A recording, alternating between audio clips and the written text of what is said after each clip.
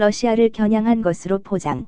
미국 기업을 파산시켜버린 사우디 러시아 공작음모 의심.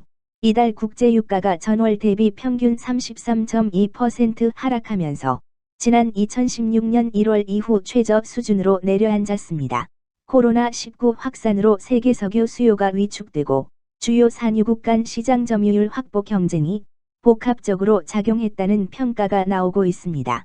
27일 한국은행이 공개한 해외 경제 포커스 자료에 따르면 3월 1일에서 24일까지 두바이유 기준 국제유가는 평균 33.2% 하락했습니다. 지난달 두바이유는 평균 배럴당 54.5달러였지만 3월 들어 배럴당 36.4달러로 하락하고 이어서 3월 중순 이후에는 배럴당 20달러대 중후반 수준으로 하락해 지난 2016년 1월 25.9달러 이후 최저 수준입니다. 한은은 이 같은 국제유가 급락을 코로나19 확산에 따른 세계 석유 수요 위축 우려에 기인한 것으로 봤습니다. 일부 기관은 주요국 정보 이동 제한과 국경 봉쇄 조치, 세계 경기 부진 등으로 석유 수요가 금융위기 이후 처음 감소할 것으로 전망하고 있습니다. 가장 결정적인 요인은 지난 3월 5일 러시아가 감산에 반대하고 오펙의 산유량 추가 감산 합의가 결렬된 후 사우디아라비아와 UAE 등 일부 산유국이 증산 계획을 밝힌 영향도 있다고 설명했습니다. 사우디가 감산 합의 실패 후 공개적으로 러시아를 비난했고 대규모 증산으로 시장을 선점하겠다는 의지를 밝히고 러시아가 이에 대응해 증산을 가속화하면서 마치 재정적 불균형이 심한 러시아를 위축시키기 위한 것처럼 보였으나 정작 파산이 시작된 곳은 미국 세일 석유 회사들입니다.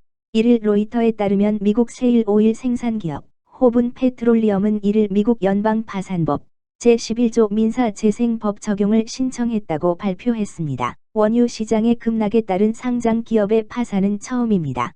유가 급락으로 간신히 버텨오던 미국 세일 석유 기업이 사우디, UAE, 러시아의 증산에 유가가 떨어지자 팔수록 채산성이 떨어지고 판매량도 1월 대비 3분의 1로 줄어드는 등 결국 파산 신청을 하게 되었습니다. 미국 세일 석유 기업들 대부분 비슷한 처지에 놓여 있다고 알려져서 연쇄 도산이 불가피할 전망입니다. 호르무즈 해협 긴장을 높이면 수급에 불안정이 생겨 자연스럽게 석유값이 올라갈 것으로 생각했던 트럼프에게 아랍 최대 친미국가 사우디가 의도했든 하지 않았든 미국 기업을 박살 내버렸습니다. 세일 석유 최대 경쟁자는 아랍과 러시아입니다. 세일 석유가 팔릴수록 기존 석유 생산 국가는 손해를 보는 셈입니다.